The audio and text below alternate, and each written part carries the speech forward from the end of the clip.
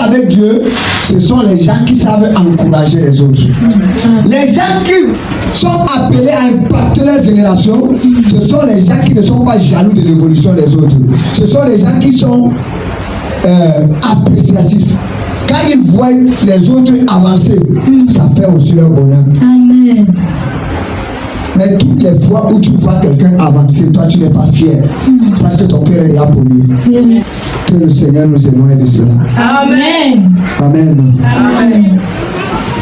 Nous allons ouvrir.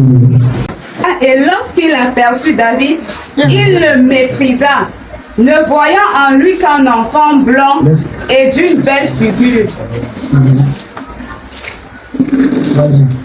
Le Philistin dit à David, suis-je un chien pour que tu viennes à moi avec des bâtons? David courut sur le champ de bataille à la rencontre du Philistin. Il mit la main dans sa gibecière et il prit une pierre et la lança avec sa fente. Il frappa le Philistin au front et la pierre s'enfonça dans le front du Philistin qui tomba le visage contre terre. Ainsi, avec une fronde et une pierre, David fut plus fort que le Philistin. Il le terrassa et lui ôta la vie. Bien aimé, l'honneur qui ne nous est pas dû et que nous prenons. La jalousie vient souvent du fait que on veut s'accaparer les choses qui ne nous appartiennent pas. Ou bien ceux qui sont en face de nous ne veulent pas nous donner ce qui nous appartient. Voilà les deux possibilités qui font en sorte que les gens deviennent jaloux. Je vais prendre l'histoire ici de Saül et de David. C'est vrai que quand les Philistins étaient en plein combat avec Israël, il n'y avait personne pour défendre Israël. Il n'y avait personne pour défendre le Dieu d'Israël. Voilà pourquoi David, il n'était même pas venu pour combattre. Il est venu amener à manger à ses frères et pour voir s'ils allaient bien. Amen. Mais ils ont trouvé un incirconcis, orgueilleux, hautain, qui insultait le Dieu d'Israël pendant des jours. Et la Bible dit que le peuple était là. Ils étaient effrayés. Ils ont vu quelqu'un qui avait plus de 3 mètres de long, qui était tellement costaud. Je ne sais pas, peut-être ça c'était l'ancêtre de Saül. Moi je ne sais pas. Ils ont vu quelqu'un qui était effrayant. De toute leur vie, ils n'avaient jamais vu quelqu'un de comme ça. La Bible dit que les enfants d'Israël étaient effrayés par ce géant. Et pendant qu'ils sont restés, ils regardaient, ils étaient là à feu. David va se présenter. Il va dire, mais quel est cet incirconcis qui parle même comme ça du Dieu d'Israël? Et hier, je vous ai donc parlé de ça. Je vous ai parlé du courage des héros. Les héros sont des gens courageux et Dieu se sert de leur courage pour changer l'histoire, le cours de l'histoire. Tu peux être rempli de la puissance et de l'autorité de Dieu, mais si tu n'as pas de courage, tu n'iras nulle part. Les gens vont te perdre. Yes. David a utilisé ce courage. Les gens ont dit que, mais toi, tous ces gens-là, tu ne les vois pas. Ce sont des hommes de guerre. Regarde tes frères. Ce sont des hommes de guerre. Depuis leur enfance, ils font la guerre. Toi, un mingri comme ça, là, tu sors d'où? Tu penses que tu vas t'en sortir? Yes. Laisse les grands parler des choses ici. Toi, tu ne vas pas t'en sortir. Et puis ces grands frères ont commencé à dire, toi petit, avec ton orgueil là, on te connaît depuis la maison. Tu es très orgueilleux. Tu veux tout te faire voir. Ça, c'était le grand frère de David qui lui dit ça. Bien aimé, quand il y a quelque chose qui dort en toi, parfois tes propres parents ne vont pas comprendre. Tes propres parents ne vont pas te comprendre. Yes. Ton épouse ne va pas te comprendre. Ton époux ne va pas te comprendre. Parfois tes propres enfants ne vont pas te comprendre. Qu'est-ce qui se passe? ça boue à l'intérieur de toi. Ce n'est que toi qui comprends ce qui brûle à l'intérieur de toi. C'est un esprit. Il faut comprendre. Le courage, c'est un esprit. Quand quelqu'un est armé de cet esprit-là, tu ne peux pas l'arrêter. Tu as l'impression que c'est quand tu mal parles même de lui, c'est ça même qui l'excite encore à faire plus. Amen. David n'a pas été découragé par ses frères. Il a dit qu'il va aller. Ses frères regardaient la posture. Il dit que mais l'enfant, s'il a comment? On est allé dire au roi, il y a un jeune ici, il dit qu'il va affronter. Parce que c'est que les Philistins ont dit, ils ont dit quoi? Ils ont dit que ce qui va se passer désormais, c'est que vous allez choisir une personne dans votre camp pour affronter notre géant Goliath. Vous allez choisir une personne dans notre camp, nous aussi, pour affronter celui que vous allez choisir. Amen. Amen. Et c'est comme ça qu'ils ont choisi. Il dit que qui est d'accord? David dit que je suis là.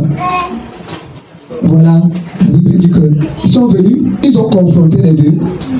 Quand on voyait comment les choses se passaient, tout était compliqué. Tout était compliqué.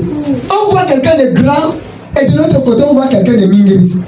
Un mingri comme ça. Et il dit qu'il va affronter le géant Goliath. Qu'est-ce qui se passe? Le courage. David va affronter donc Goliath. David va affronter le géant Goliath. Il sera victorieux.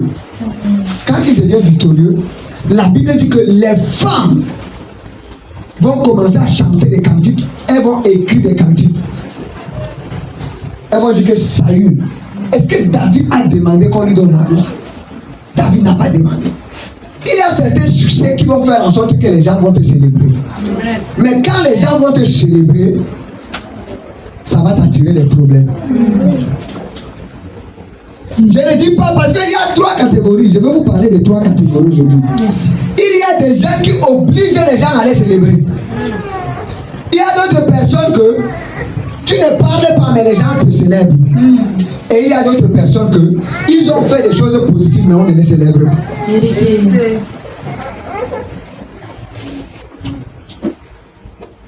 David était dans quelle catégorie? David était dans la catégorie que lui il a combattu. Le petit est revenu. Il a donné au roi tout son honneur. Il a pris la lance que l'épée de Goliath. Il a remis ça à son patron, le roi. Et la Bible dit que la bataille était déjà finie.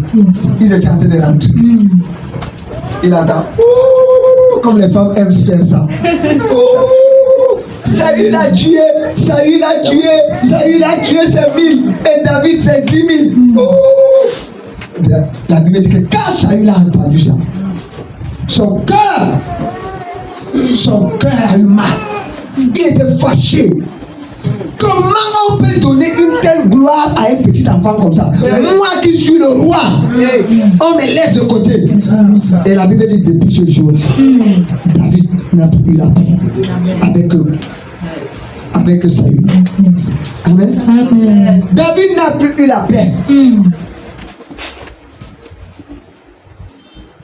Ça, c'est des ennemis que parfois Dieu laisse pour nous amener à être grands dans la vie. Amen. Il y a certains ennemis que quand tu vas prier, même Dieu ne va pas les détruire.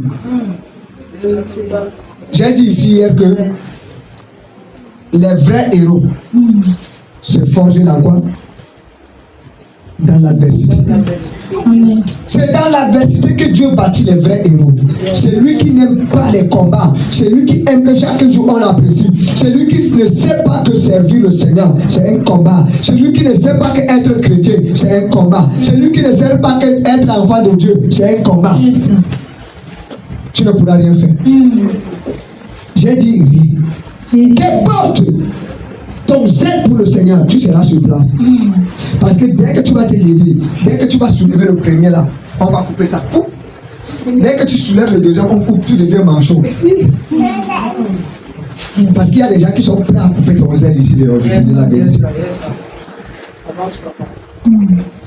Dans beaucoup des églises, on a éteint le talent des jeunes. Parce que là-bas, on dit que ce n'est que les papas qui doivent parler là-bas. Les jeunes, vous venez pour regarder seulement. Même pour donner les annonces dans certaines églises, les jeunes n'ont pas le droit. Tout le monde, les jeunes doivent vraiment rester dans la foule. Parce qu'ils ne croient pas qu'un jeune peut être appelé. Ils ne croient pas que Dieu peut appeler un jeune. Il faut d'abord être vieillard, être parti du conseil. Quand tu n'es pas du conseil, ça dit qu'on ne te connaît pas. Amen. Amen. Et ça, c'est dangereux. David n'était pas du conseil. David ne faisait pas partie du conseil. Même dans le rêve du conseil, il n'y avait pas David là-bas. Ça veut dire qu'ils n'ont jamais imaginé qu'un jour, on pouvait même mettre son nom dans le conseil. Mais la Bible dit que Dieu a utilisé ce qui s'est passé ce jour-là pour l'introduire. Pour l'introduire.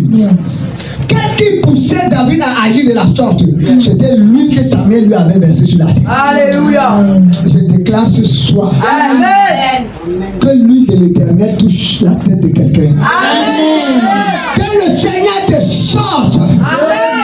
Que le Seigneur te met à part. Que le Seigneur te distingue. Et que cette huile ne te laisse point de repos au nom de Jésus.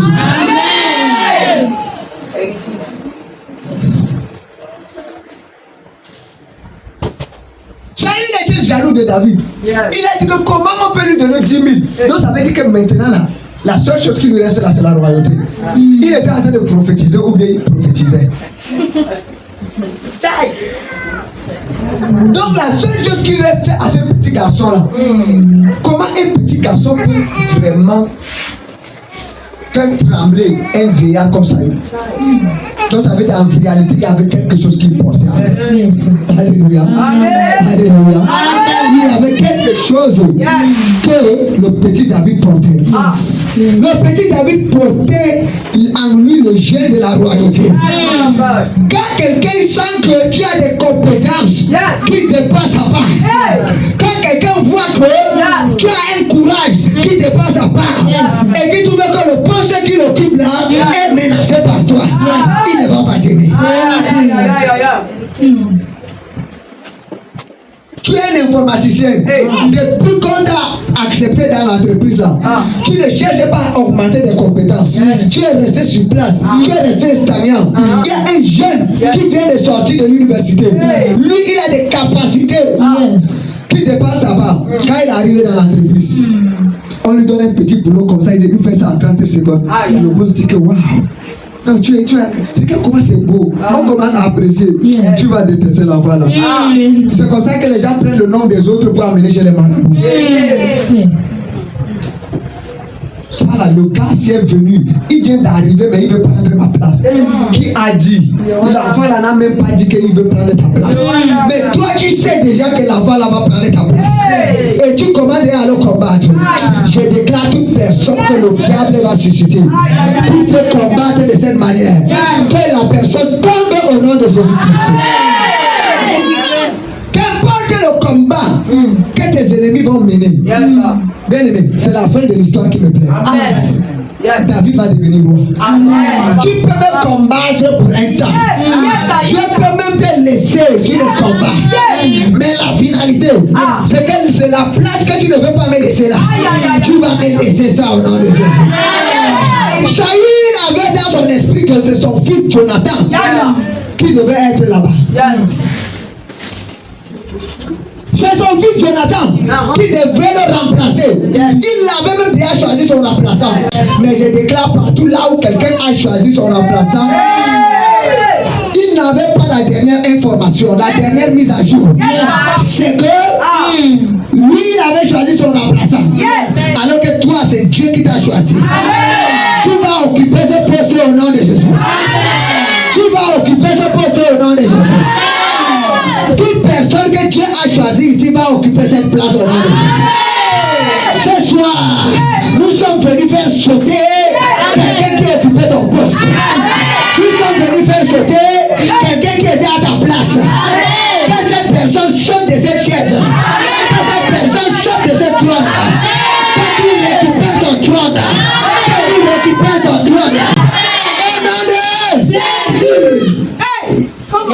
Tu dois récupérer ton trône. On ne peut pas laisser que chaque jour les gens restent sur notre trône. Il est parti dans un monde des ténèbres. On a pris une chaise mystique. On a travaillé ça de manière satanique. Et on lui a dit, assieds-toi ici. Il s'est assis à ta place. Ce soir, ainsi parle l'Éternel. Cette personne doit quitter de cette chaise. Cette personne doit quitter de ce trône. Et tu vas récupérer ta place.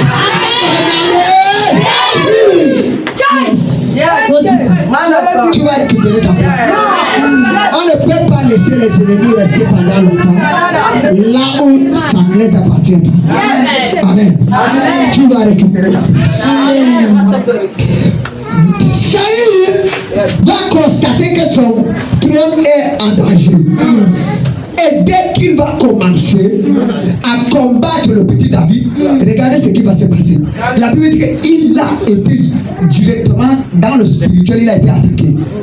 Il a été attaqué par quoi? Par un esprit de folie. Il venait de temps en temps, il perdait la tête.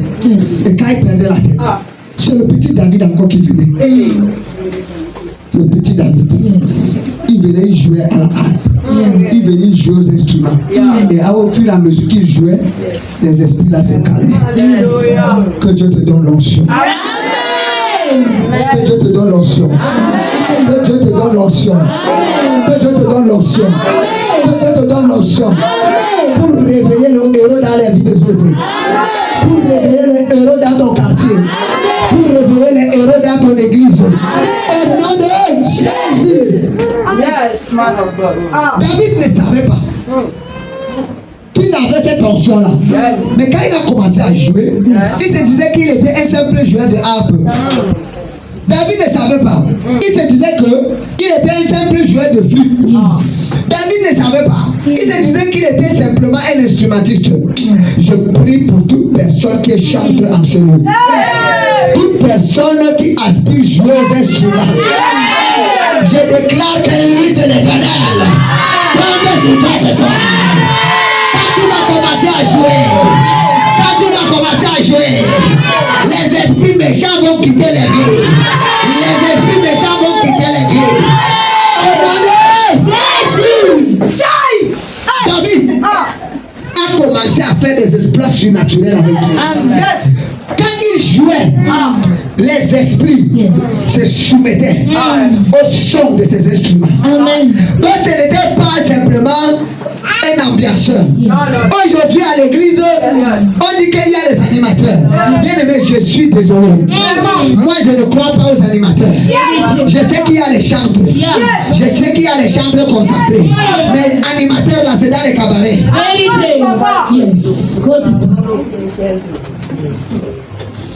N'existait pas dans le calendrier de Christ. Ça n'existait pas dans le dictionnaire du royaume. Je ne sais pas parfois là où on prend ça. On va appeler les jeunes, ils vont venir animer pendant 15 minutes. Voilà ce que nous disons chaque jour dans nos églises. Vous préparez le prédicateur. C'est ça. Il va animer pendant 30 minutes pour préparer le prédicateur. Comment l'animation va préparer le prédicateur? Pour faire dormir l'esprit du prédicateur. C'est la louange et l'adoration qui prépare le prédicateur. Ah yes. Faut dire pas. Il y a des langages qui doivent changer. Après ce soir, je vois Dieu introduire quelqu'un dans une nouvelle saison.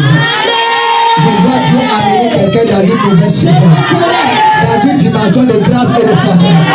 Dans une dimension d'autorité. Des choses que tu faisais avec difficulté. Après ce soir, l'Éternel mon Dieu te met au large. Après ce soir, l'Éternel mon Dieu met une option particulière sur toi. Qui te distingue parmi tes amis, parmi tes frères de sa génération. Je déclare au nom de Jésus. Cette tension tombe maintenant. Je sens la présence de Dieu ce soir. Je ne sais pas ce que le Seigneur va faire. Tu verras la gloire de Dieu ce soir. La puissance et l'autorité de Dieu. Amen. David n'a pas demandé, mais Dieu a suscité un ennemi à David. La preuve que Saül n'était pas un ennemi qui sortait de nulle part, c'est un ennemi que Dieu a suscité. C'est que David a encore régné plusieurs années après. Dieu ne voulait pas directement que David arrive sur le trône. Parce que vous-même vous savez que c'est avec Dieu, Dieu forme toujours ces gens avant de les placer. Un broussard. Il venait de la brousse. Il gardait les bœufs, les animaux. Tu le prends, tu dis qu'il est président. Il remplace maintenant Joe Biden. Vous pouvez imaginer, c'est-à-dire qu'il peut même mourir parce qu'il est étonné. Vous venez tellement de le surprendre. Il faut que vous allez quand même par étapes. Joe Biden même se loin. Vous l'amenez ici à étudier. On prend un broussard, quelqu'un qui est en brousse. En brousse. Un bororo. L'enfant de Malissa. On dit qu'il est président au Cameroun. Et on ne le prépare pas. On l'amène directement là-bas. Pam! Il arrive. When God that way,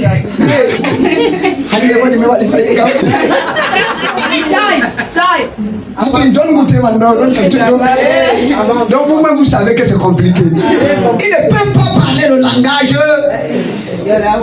de la royauté. Dieu a voulu le préparer doucement, doucement. Toutes ces années, Dieu a préparé son serviteur. Et le jour où il était déjà bien préparé, Dieu lui a dit accède maintenant à la royauté. David était trop jeune, il ne pouvait pas. En Israël, il y avait les anciens, il y avait les juges, il y avait les gens qui étaient là. Il ne pouvait pas soumettre tous ces esprits-là. Mais Dieu avait comment? Dieu avait que David a combattu. David a combattu. David a combattu. Saül cherchait à le détruire. Il n'arrivait pas. Il part ici. Il cherchait à détruire. Il n'arrivait pas. Il part ici. Il cherchait à détruire. Il n'arrivait pas. Dieu livre même Saül entre les mains de David. David refuse de le détruire. Exact. Et qu'est-ce qui se passe? À un moment donné, David va dire que je ne mettrai pas la main sur loin de l'Éternel. Il dit que quelqu'un sur la tête duquel Dieu a mis son huile, son onction, moi je viens toucher la personne là. Non, non, non. C'est vrai que l'huile aussi est venue sur ma tête. Il faut comprendre que les joints ne combattent pas les joints. Les joints ne combattent pas les joints. Les joints protègent les joints. Quand Dieu met son huile, il te met dans une famille, la famille des joints. Et quand tu es dans la famille des joints, tu préserves la grâce qui est dans la vie de l'autre. Quand tu trouves les gens en train d'insulter quelqu'un qui est loin, tu dis fermez vos bouches. C'est pas que tu commences à dire que vraiment, ça là. Toi-même tu commences à combattre. C'est que entre toi et loin là, il y a une personne qui est fausse, il y a une personne qui est vraie. Regardez un peu dans l'armée. On vient trouver. Je parle de l'armée vraie, c'est pas l'armée qu'on a maintenant au Cameroun. Que tu as un problème avec un gendarme. Le pas le civil, tu arrives et puis. Qu'est-ce qui se passe? Le supérieur ne supportait pas le gendarme comme lui, mais il supportait le civil. Ça ne se faisait pas avant. Même si on sait que le civil a tort, on ne lui donne pas raison devant le collègue. On lui dit, et on prend le collègue après, on lui réprimande. Mais aujourd'hui, tu vas voir, un militaire a un problème, il part au tribunal militaire, c'est son frère qui le cloue.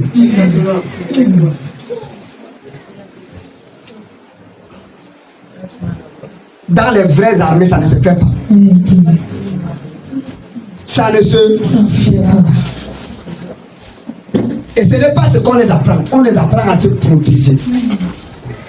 Un militaire peut venir trouver son frère. Il a fait les dégâts, on est en train de le taper. Ils vont d'abord bien vous bastonner. Ils vont retirer leur frère. C'est après qu'ils vont aller demander qu'est-ce que tu as fait, frère. C'est ça. En réalité. Et la Bible dit qu'en tant que des chrétiens, nous sommes une armée. Voilà la mentalité qui devait nous animer. C'est pas que tu trouves, on est en train de mal parler d'un chrétien comme toi. Toi aussi, tu mets ta bouche là-bas. Même s'il a fait quoi? Récupère-le d'abord. Yes. Même s'il a tué quelqu'un, je dis récupère-le d'abord.